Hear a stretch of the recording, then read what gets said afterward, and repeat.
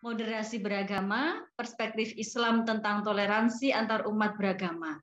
Keren sekali. Kerennya karena ya, ada 3 frasa di situ yang sangat dalam maknanya kan. Ada moderasi beragama, ada perspektif Islam, dan ada toleransi antar umat beragama.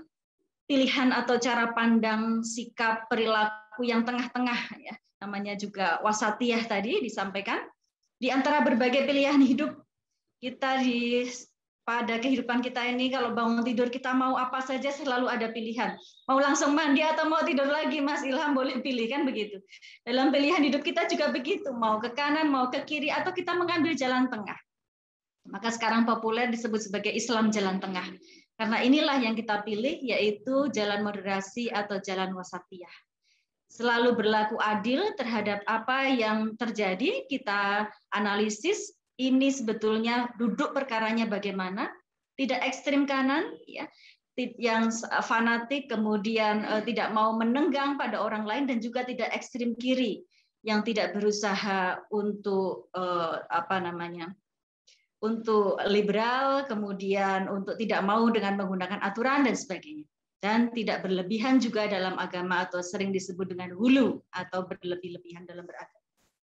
Selanjutnya untuk perspektif Islam, tentu saja dalam hal ini untuk putaran yang pertama katanya perspektif Islam. Kita tidak berbicara perspektif yang lain-lain. Sudut pandangnya atau perspektif yang kita gunakan adalah Islam. Islam secara harfiah sebagaimana yang sudah sering kita pelajari adalah dari unsur sin, lam, dan mim, ya.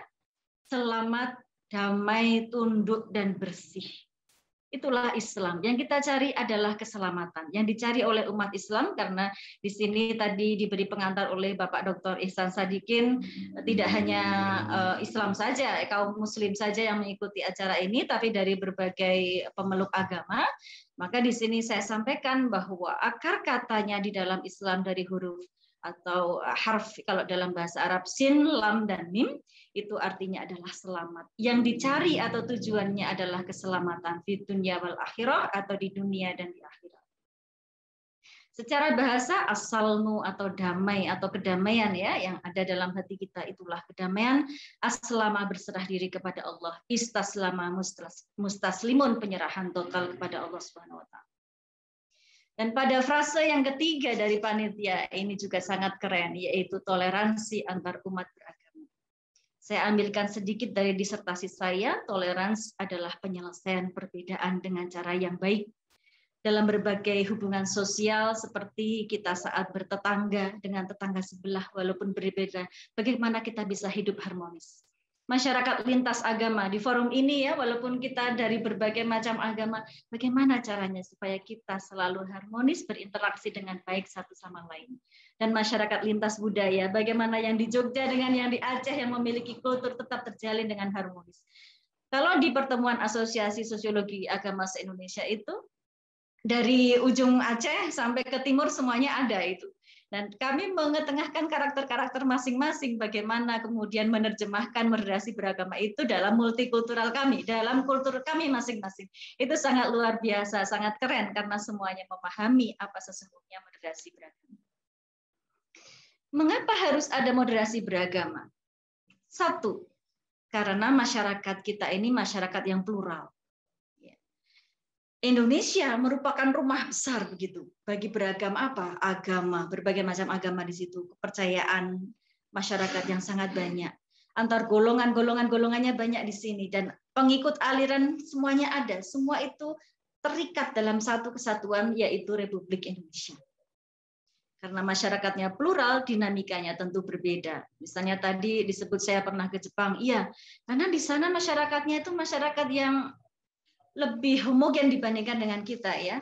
Dari tradisinya tradisi satu begitu, ya. Kemudian meskipun ada banyak kemudian paham-paham di belakang hari, tapi mereka berangkat dari tradisi Jepang itu, tidak seperti perbedaan Jogja dengan Aceh yang sangat jauh, tidak. Tapi mereka berada dalam satu frame begitu untuk persoalan kulturnya. Baru persoalan agamanya itu beda lagi, memang ada dinamika akhir-akhir ini yang terjadi. Kemudian dalam menjaga harmoni, itu merupakan hal yang perlu kita pikirkan, mengapa harus ada moderasi beragama. Kesatuan dan keutuhan bangsa ini perlu menjadi agenda bersama. Karena interaksi kita terus-menerus berjalan, agenda bersama untuk saling menghargai dalam beribadah supaya lebih tenang tadi mencapai keselamatan, bermasyarakat dan bernegara menjadi terjaga. Dan yang ketiga perlu kita ingat, akhir-akhir ini banyak sekali paham ekstrim yang muncul di permukaan, terutama di sosial media. Terjadi berbagai tindak intoleran juga di masyarakat nyata dalam berbagai bentuk dan berbagai ekspresi, mana masyarakat satu dengan masyarakat yang lain ada yang tidak dapat menenggang perbedaan. Itulah kenapa harus ada moderasi beragama. Hal yang perlu dicatat saat ini adalah Indonesia yang kita pijak buminya saat ini, ya, yang dikelola dengan pemerintahan yang sah ini memang bukan negara agama. Jadi memang tidak declare sebagai sebuah negara agama. Tetapi negara yang beragama, yang mengakui adanya agama-agama di Indonesia. Itu yang pertama. Yang kedua adalah kita punya Pancasila. Yang sila pertamanya sangat menjadi dasar, menjadi prinsip, menjadi ajaran dan tata nilai, yaitu ketuhanan yang dianut oleh semua warganya. Bahwa ada suatu kekuatan di luar diri manusia, yaitu Tuhan yang Maha Esa, itu kita sepakati bersama. Bahwa semua apa yang kita lakukan ini bersandar atau bertendens pada Allah Subhanahu wa taala, pada peribadatan pada Tuhan yang Maha Esa. Dan alhamdulillah pada bagian yang ketiga, dalam praktiknya selama kita menjadi negara Republik Indonesia, kita bisa mengatasi persoalan-persoalan perbedaan itu. Kalaupun ada letupan-letupan di beberapa tempat terkait dengan tindakan-tindakan intoleransi yang terjadi, kita bisa mengatasi semua itu dengan praktik-praktik beragama yang harmonis.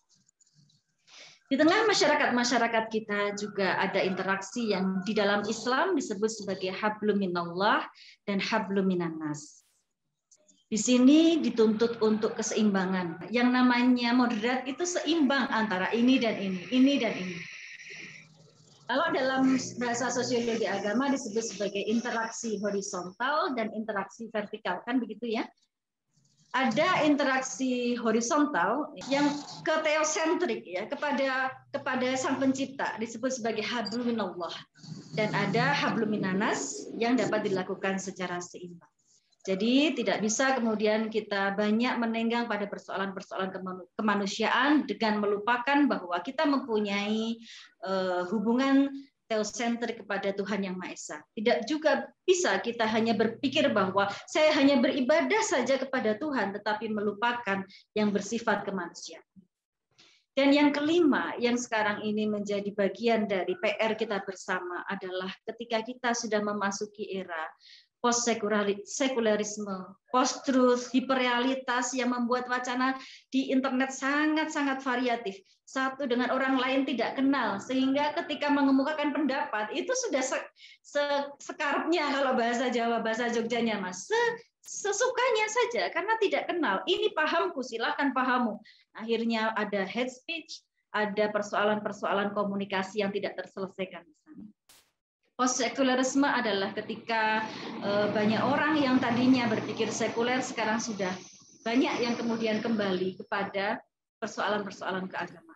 Nah, ini juga perlu disikapi apakah pada proses itu sudah terjadi kematangan beragama atau belum.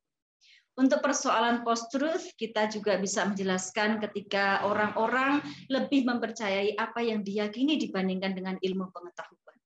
Ada persoalan hiperrealitas yang terjadi di dunia maya ya, ketika sebetulnya ekstrim kanan itu sedikit, tetapi karena yang tampil di dunia maya itu sangat mainstream begitu, sangat masif pemberitaannya, sangat banyak terdapat di media sosial, maka yang sedikit itu kelihatannya kemudian menjadi banyak. Itulah hiperrealitas. Nah, nilai-nilai apa saja yang terdapat dalam moderasi beragama, mungkin teman-teman bisa menambahkan. Ini hanya sedikit di antara banyak nilai yang melekat pada kata moderasi beragama. Tentu sebagai wasatiyah atau moderat atau jalan tengah, ada persoalan adil dan berimbang. Ini semua dalam aspek kehidupan ya, terutama yang berkenaan dengan hubungan antar manusia. Kalau terjadi sesuatu, kita tidak memihak, tetapi kita perjelas duduk perkaranya di mana sehingga kita bisa menilai sesuatu dengan objektif, adil dan berimbang.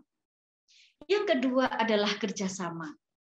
Tentu tanpa kerjasama yang baik, yang namanya moderasi beragama tidak akan dapat berjalan. Kita hanya searah saja dari diri kita, tapi tidak bisa dari orang lain.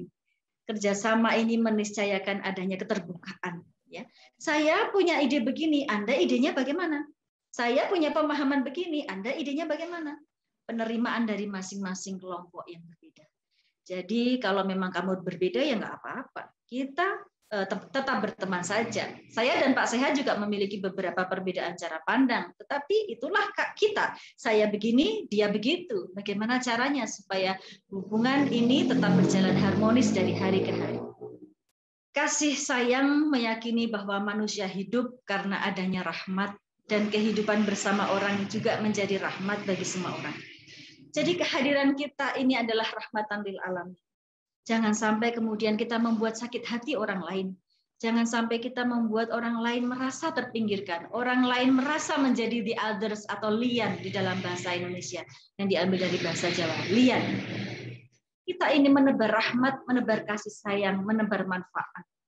Dan juga tentu saja menebar maslahat. Yang keempat, merawat, mengembangkan, mengelola untuk apa? Untuk kebaikan bersama bagi para penghuni bumi. Penghuni bumi nggak cuma orang Islam saja, nggak cuma orang Kristen saja, tapi untuk semuanya, sebangsa, senegara. Dan yang terakhir, yang menjadi poin penting dari seminar ini adalah toleran. Moderasi beragama tanpa toleran, apalah gunanya? Toleran di sini adalah sikap saling menghargai dan memberi kesempatan orang lain untuk bersikap dan bertindak sesuai dengan keyakinan mereka, sesuai dengan kepercayaan mereka. Kita melihatnya dengan rahmat, kita melihatnya dengan maslahat, melihat sesuatu yang terjadi dengan kerjasama, adil dan beriman. Teman-teman mungkin nanti bisa menambahkan yang ke-6, yang ke-7, yang ke-9, sampai yang ke-12. Silahkan. Kalau Majelis Ulama Indonesia sudah mengerucutkan pada 10 hal di dalam wasatiyah. Yang pertama adalah tawasud. Ini tentu tadi merupakan jalan tengah atau wasatiyah. Mengambil jalan tengah. Tidak ke kanan, ekstrim kanan, tidak ke kiri, ekstrim kiri. Tapi di tengah. Yang kedua adalah tawazun atau keseimbangan. Ketika kita melihat persoalan. Oh, yang ini perspektifnya begini. Yang ini perspektifnya begitu. Saya memiliki analisis dikerjakan dengan bagaimana? Dengan landasan fakta-fakta, bukti-bukti, referensi-referensi yang meyakinkan, yang berotoritas, baru kemudian kita menentukan. Ini yang lurus yang saya pilih. I'tidal. I'tidal adalah lurus, adil, ya, hampir sama dengan seimbang. Dan tentu saja di dalamnya ada tasamuh, bahwa kalau toleransi itu dalam Islam sudah baik-baik saja. Memang semuanya sudah ada di dalam Islam, moderasi beragama, toleransi sudah sangat jelas. Hanya saya memperjelas, sudah biasanya dalam Islam itu seperti apa? Konsepnya dalam Islam itu seperti apa? Tasamuh itu adalah toleransi, kita sudah sering mendengarnya, bahwa Islam bahkan sampai ada yang menulis Al-Quran adalah kitab toleransi. Karena apa? Karena segala yang ditulis dalam Al-Quran mendukung pada konsep toleransi. Dan yang kelima adalah musawah. Musawah itu adalah egaliter, ya. Kalau di tempat kami pusat studi gendernya itu jurnalnya namanya musawah, ya, kesetaraan. Bahwa kita di hadapan Tuhan Yang Maha Esa ini setara. Kemudian ada syuro, mendahulukan musyawarah. Memang kita ini manusia memiliki pemikiran sendiri. Seringkali kita memiliki perbedaan pandangan, perbedaan pendapat dengan orang lain. Tetapi bukan kemudian kita mengambil jarak, lalu kita melakukan berbagai macam action seperti hate speech, lalu kita sampaikan unek-unek kita di publik. Saya tidak setuju sama A karena begini-begini. Tetapi kita lebih baik menyampaikan kepada orang yang berbeda pandangan tadi, kita duduk bersama, kita mengedepankan syuro atau musyawarah. Bagaimana sebaiknya ini? Bagaimana titik temu kita? Bagaimana perbedaan kita? Kalau memang sudah ada titik temu, apa kesepakatan-kesepakatan supaya perbedaan ini tidak menimbulkan masalah di belakang hari? Kemudian jika memang telah terjadi berbagai hal, ada yang disebut dengan islah atau reformasi, ya. Jika memang kita sempat terjadi perbedaan perbedaan pandangan ya, kemudian ada hal yang cukup mengganggu pikiran, mengganggu hati, marilah kemudian kita memperbarui semua ini, memperbarui formasi kita, reformasi atau yang disebut dengan islah. Dan juga disebut sebagai aulawiyah atau mendahulukan yang prioritas. Kalau di dalam masyarakat beragama, yang prioritas saat ini adalah bagaimana kita sama-sama enak dalam menjalankan ibadah. Kami ibadah dengan nyaman, Anda beribadah dengan nyaman. Kalau begitu, marilah kita ciptakan masyarakat yang nyaman. Itu yang lebih prioritas bagi kita, bukan mengerucutkan perbedaan, perdebatan-perdebatan yang sia-sia, perdebatan-perdebatan yang membuat kita terhanyut dalam emosi, dalam perdebatan yang meruncing tanpa kepastian, tanpa solusi. Itu kita akhirkan. Yang penting bagi kita adalah mendahulukan prioritas, yaitu di dalam kita bermasyarakat, kita bernegara, dan dalam beribadah dalam situasi yang aman, damai. Tatawur wa ibtikar atau dinamis dan inovatif ya, kita tidak memungkiri bahwa yang namanya pemikiran orang dari waktu ke waktu itu ada perubahan. Lalu yang terakhir adalah tahazur, yaitu berkeadaban. Bagaimana karena kita memang dari agama-agama yang berbeda, dari tradisi-tradisi yang berbeda, dari pandangan-pandangan yang berbeda, bersama-sama kita menjalankan hak dan kewajiban kita sebagai warga negara untuk membangun keadaban masyarakat. Nah, teman-teman sekalian, di sini kemudian kita melihat pada diri masing-masing ya. Apakah kemudian jika yang kita lakukan, kalau kita sudah memilih ekspresi tengahan, tadi sudah disebut tentang toleransi. Yang di tengah ini, ya, ini adalah kaligrafi yang sangat terkenal ya. Tentu saja tadi juga sudah sering disebut wa ma arsalnaka illa rahmatan lil alamin. Dan kami Allah itu mengutus Nabi Muhammad SAW untuk apa? Untuk menjadi rahmat lil alamin. Bagi seluruh alam, tidak hanya bagi orang Islam saja, tetapi bagi semuanya. Karena memang bahwa kita ini bersuku-suku, berbangsa-bangsa, bahkan berbagai macam agama yang terlebih dahulu sebelum Islam, berbagai macam agama yang dianut oleh masyarakat. Memang itulah faktanya kita ini berbeda-beda, maka yang pertama adalah toleransi. Kemudian yang kedua adalah kesadaran diri, ekspresinya seperti itu. Saya melihat misalnya, karena saya memiliki organisasi masyarakat yang sekarang ini, tentu saja saya tidak hadir dengan situasi sekarang ini. Ada kesadaran yang perlu dibangun, siapakah ayah saya, siapakah nenek saya, siapakah masyarakat saya, dan sebagainya.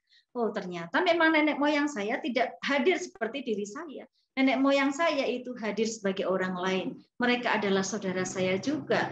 Maka saya juga kepada orang-orang yang berbeda agama, kepada orang-orang yang berbeda pandangan, sebetulnya merupakan sesuatu yang satu. Ini adalah kesadaran diri yang perlu dibangun. Siapakah dirimu yang hadir di tengah-tengah kehidupan yang multikultural? Harus dipahami betul, supaya tidak mengatakan bahwa dirinya inilah yang paling hebat, dirinya inilah yang paling benar. Dan kemudian adalah kerukunan umat itu menjadi sebuah prioritas. Jika memang kita sudah memilih ekspresi tengahan atau Islam jalan tengah atau beragama secara moderat, maka yang dipikirkan adalah bagaimanakah kerukunan antar umat.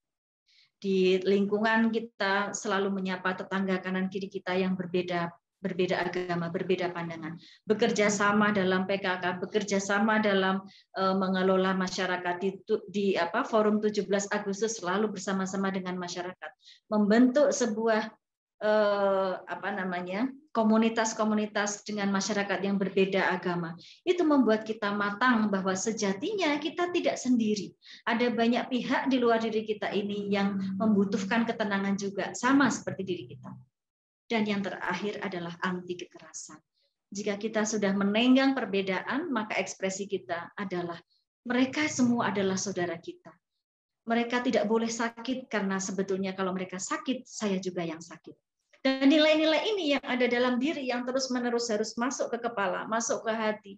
Ini semua berjalan dengan proses sehingga nanti lambat laun akan memiliki 3 karakter, yaitu kebijaksanaan atau wisdom, ketulusan atau purity ya, purity. Kemudian yang ketiga adalah keberanian. Keberanian apa? Keberanian untuk membuat laboratorium pengembangan sosiologi agama. Keberanian untuk melakukan kampanye moderasi beragama. Nah, ini berarti kalau teman-teman yang sudah sampai pada tahap action ini sudah bagus karena kebijaksanaan di sini sudah jalan, ketulusan di dalam hatinya sudah jalan, kemudian melakukan action berupa keberanian. Yang kemudian merefleksikan tadi toleransi, kesadaran diri, anti kekerasan, kemudian kerukunan umat tadi sudah selesai dalam dirinya, dia memahami dengan baik, insya Allah akan bisa menjadi agen moderasi beragama. Dia bisa menunjukkan mana yang pas, bukan ekstrim kanan, bukan ekstrim kiri, tapi inilah jalan tengah yang paling pas. Yang gagal dalam merefleksikan itu tadi, maka dia akan merasa dirinya paling benar. Oh, inilah punyaku yang paling benar, yang lain itu salah. Sehingga melihat pihak lain itu strange atau aneh. Kalau nanti Anda di luar negeri, Anda akan merasakan ya, misalnya ada yang umroh atau haji saja, bagaimana ibadah antara satu dengan yang lainnya sangat berbeda. Bagaimana cara duduknya, bagaimana cara takbirnya, bagaimana cara sholatnya, semua berbeda. Kalau kita tidak terbiasa melihat perbedaan itu, kok aneh ya? Kok aneh ya? Sampai kemudian dilihat di syuting ya. Saya sering menemukan di dalam peribadatan. Kok men-shooting orang yang sedang beribadah? Kenapa? Karena merasa aneh begitu. Itu saja yang satu agama. Bagaimana halnya dengan yang berbeda agama? Tambah aneh lagi ya. Padahal sebetulnya semua memiliki landasannya. Kita perlu mengetahui apa dasarnya dari perbedaan itu, tetapi kemudian tidak memandang yang lain itu strange. Kita yang nahnu ya, kita ini yang tidak sama dengan yang lain. Yang lain itu others, yang lain itu outsider, yang lain itu orang luar. Kita ini yang orang dalam. Mereka itu apa? Mereka itu apa? Kita ini yang equal, kita ini yang sama. Mereka tuh nggak sama. Mereka itu ya kita anggap kemudian marginal, kita anggap mereka itu sesuatu yang lemah, dan itulah beberapa ekspresi yang menurut Andreas Zick terjadi apabila kemudian orang-orang itu merasa diri paling benar, yaitu strange, other, outsider, kemudian menganggap orang lain who are not equal, dan juga less worthy. Hal yang seperti ini adalah cerminan sebetulnya adanya sikap intoleran ya dalam memberikan penghormatan dan menolak terhadap masyarakat lain, etnis lain, budaya lain, dan pemahaman agama yang lain.